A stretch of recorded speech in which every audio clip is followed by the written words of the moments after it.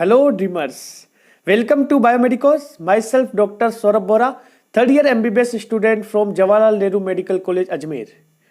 देखिए आज मैं आपको दो तीन चीज़ें इंपॉर्टेंट जिस पे बहुत ज़्यादा डाउट्स है जो राजस्थान की काउंसलिंग करवाने वाले हैं 10 मार्च से लेकर 17 मार्च के बीच में, उनके तीन इंपॉर्टेंट टॉपिक्स पे मैं बात करूंगा। सबसे पहले एंट्री टिकट के बारे में, दूसरी में बात करूंगा जो स्लॉट्स आए हैं उनमें कुछ डिस्क्रिपेंसी क्रिएट हो रही है, और तीसरी में बात करूंगा आप मोपअप में ऑल इंडिया कोटा के पार्टिसिपेट कर सकते हैं या नहीं। ये तीन चीज़ों के बारे में आज अपन बात करेंगे। क्लियर। सबसे पहले हम बात करते हैं एंट्री टिकट या एंट्री पास के बारे में। जैसा कि मैंने आपको कल की वीडियो में कहा था कि एंट्री टिकट कल आ जाएगा, तो एंट्री टिकट आ चुका है। प्रिंट एंट्री पास के नाम से आपका एंट्री टिकट आप डाउनलोड कर सकते हैं। ये नीचे एंट्री टिकट जो है ये आपकी राजस्थान की जो वेबसाइट है वो www.rajugneet2021, वहीं पे आपको एंट्री टिकट देखने को मिलेगा। प्रिंट एंट्री पास का एक लिंक आ रहा है एप्लीकेशन पार्ट 1 पार्ट 2 के बीच में। यहाँ आप प्रिंट एंट्री पास पे जब क्लिक करेंगे तो आपसे आपकी लॉगिन आईडी और पासवर्ड पूछा जाएगा। लॉगिन आईडी और अपना पासवर्ड दोनों को आप फिल करके सबमिट करेंगे तो एक ऑथेंटिकेशन कोड आएगा, और उसके बाद आप अपना एंट्री टिकट ये जो एंट्री पास है वो डाउनलोड कर सकते हैं। अब ध्यान रखिएगा कि एंट्री टिकट जो है उसकी प्रिंट आपको निकलवा के ले जानी है, और उसकी एक या दो फोटोकॉपी भी आपको निकलवा के ले जानी है। और जो उस पे QR कोड होगा वो आपको स्कैन नहीं करना है। वो QR कोड आप जब वो एंट्री टिकट लेके आप जब एंटर करेंगे, काउंसलिंग हॉल में एंटर करेंगे, तो उससे पहले बार गेट पे ही वो आपका कोड स्कैन करके देखेंगे। उस पर आपकी सारी डिटेल खुल जाएगी, आपकी रजिस्ट्रेशन ID जो RM की टर्म्स में होगी, रजिस्ट्रेशन ID, पासवर्ड, आपका नाम, नीट स्कोर, वो सब कुछ डिटेल खुल जाएगी। उनसे पता लग जाएगा कि आप अगर राउंड 2 में पार्टिसिपेट करने आए हो तो आप रियल में एक एलिजिबल कैंडिडेट हो और आपको प्रवेश दिया जाएगा। तो वो जो कोड है वो आपको कहीं स्कैन नहीं करना, वो कोड वो स्कैन करेंगे, ठीक है ना। और वो कोड आपको डायरेक्टली, ये नहीं कि एंट्री टिकट आपने मोबाइल में डाउनलोड कर दिया और वो आप दिखा रहे हैं वहां पे, ऐसा नहीं होगा। वहां पे आपको एंट्री टिकट की प्रिंट निकलवानी है और प्रिंट निकलवा के फिर लेके जानी है उसे, ठीक है ना। ये ध्यान रखना, और कम से कम एक दो फोटोकॉपी और एक्स्ट्रा ही रखना आपको कि कहीं जरूरत पड़ जाए, वो टिकट फट जाए, कुछ भी हो जाए तो, ठीक है ना।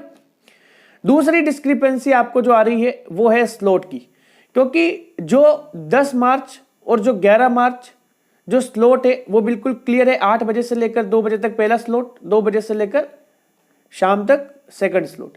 लेकिन जो रिजर्व कैटेगरी के कैंडिडेट्स के लिए जो 13-14 को जो काउंसलिंग होने वाली है, 13-14 मार्च को जो काउंसलिंग होने वाली है, उनमें जो स्लॉट उन्होंने बांटा है उसमें स्लॉट 1 उन्होंने दिया है 8 बजे से सुबह पहला स्लॉट, और दूसरा स्लॉट उन्होंने 11 PM लिखा है। जबकि उन्होंने एक लिस्ट और डाली है जिसमें अलग अलग कैंडिडेट के सामने उन्होंने लिखा है, उनका स्लॉट मेंशन किया है और डेट मेंशन की है। उस स्लॉट में उन्होंने 11 PM की बजाय 11 AM लिखा है। ये डिस्क्रिपेंसी यहाँ क्रिएट हो रही है। तो देखिए इसका क्या सोल्यूशन है कि पहली बात तो 11 PM बहुत ज्यादा लेट है, हो सकता है वहां मिस प्रिंटिंग हो गया हो। आप 11 AM पे ही पहुंच जाना, क्योंकि 11 PM भी हुआ तो आप 11 AM पे पहुंच गए तो कोई दिक्कत नहीं है ना, सेम डे। दूसरी बात, इस डिस्क्रिपेंसी को वापस क्लियर करने के लिए किसी न किसी ने तो काउंसलिंग साइट पे मेल कर ही दिया होगा, तो उसके रिगार्डिंग भी एक नोटिफिकेशन आपको 1-2 दिन में मिल जाएगा। 13 मार्च से पहले पहले आपको उसका नोटिफिकेशन भी मिल जाएगा।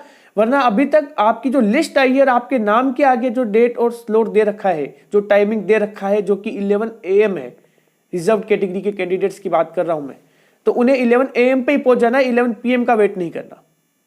क्लियर। दूसरी आपकी मेजर प्रॉब्लम। तीसरी मेजर प्रॉब्लम कि आप ऑल इंडिया कोटा के मोपअप में पार्टिसिपेट कर सकते हैं या नहीं। देखिए इसके रिगार्डिंग कोई भी ऑफिशियल नोटिफिकेशन कहीं भी डिटेल में आपको देखने को नहीं मिलेगा, लेकिन मैं एक आपको फैक्ट से और एक प्रॉपर डिस्कशन के साथ मैं आपको बताता हूं कि ऑल इंडिया कोटा के मोपअप में आप पार्टिसिपेट कर सकते हैं या नहीं। देखिए ऑल इंडिया कोटा के मोपअप राउंड में पार्टिसिपेट करने के लिए आपके पास 2 सिचुएशन होनी चाहिए।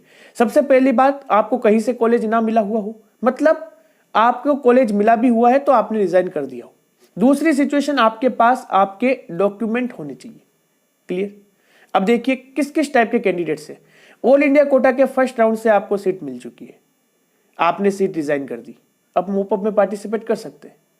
ऑल इंडिया कोटा के सेकंड राउंड से आपको सीट मिली, आपने छोड़ दी, अब मोपअप में पार्टिसिपेट कर सकते हैं विद फ्रेश रजिस्ट्रेशन। आपको फिर से रजिस्ट्रेशन करना पड़ेगा, रजिस्ट्रेशन पेमेंट करना पड़ेगा।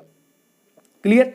अगर आपको ऑल इंडिया कोटा के फर्स्ट राउंड में भी कोई सीट नहीं मिली, ऑल इंडिया कोटा के सेकंड राउंड में भी कोई सीट नहीं मिली, आप डायरेक्टली मोपअप में पार्टिसिपेट कर सकते हैं विदाउट एनी रजिस्ट्रेशन।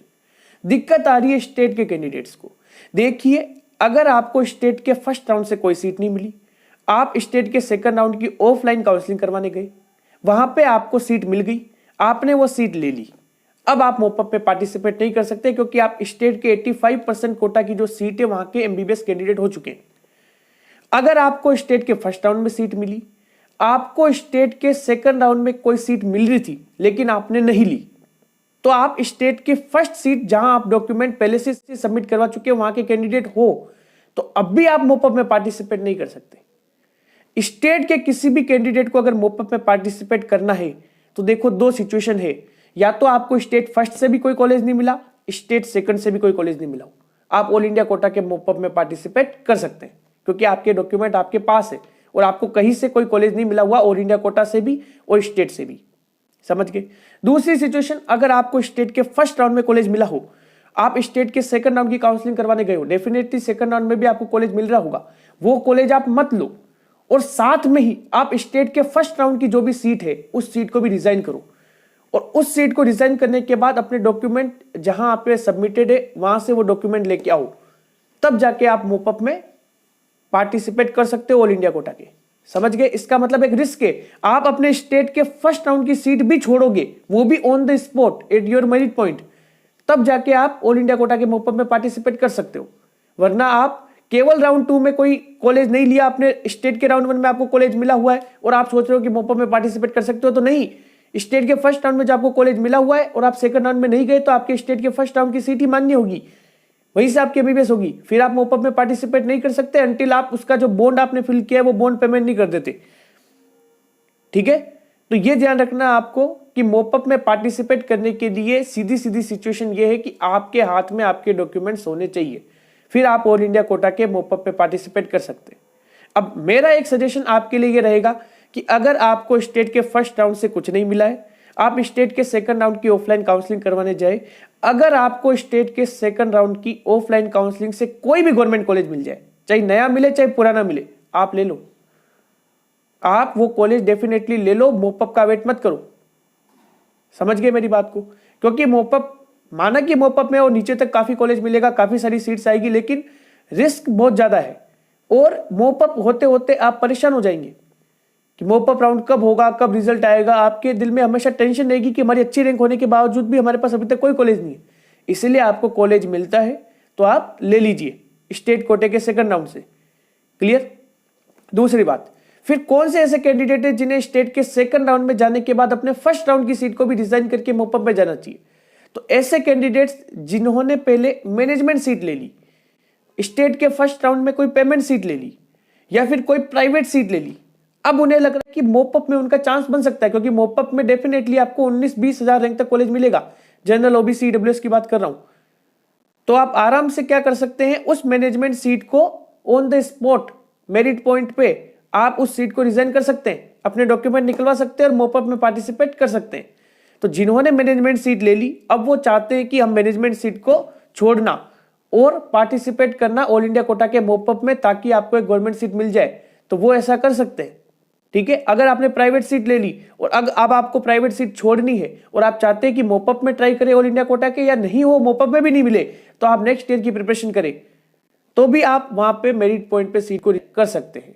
सिर्फ मेरे अनुसार जिन्हें मैनेजमेंट सीट मिली है, प्राइवेट सीट मिली है, या कोई भी ऐसी सीट जिससे वो संतुष्ट नहीं है, स्टेट फर्स्ट में राउंड में जो मिली है, वो उसको वहां रिजाइन कर सकते हैं और मोपअप में पार्टिसिपेट कर सकते हैं। वरना किसी को भी रिस्क लेने की जरूरत नहीं है। और अगर आपको रिस्क लेने का शौक है तो आप रिस्क ले सकते हैं। आप राउंड 2 की सीट भी छोड़ सकते हैं, राउंड 1 की सीट भी ऑन द मेरिट पॉइंट आप छोड़ सकते हैं।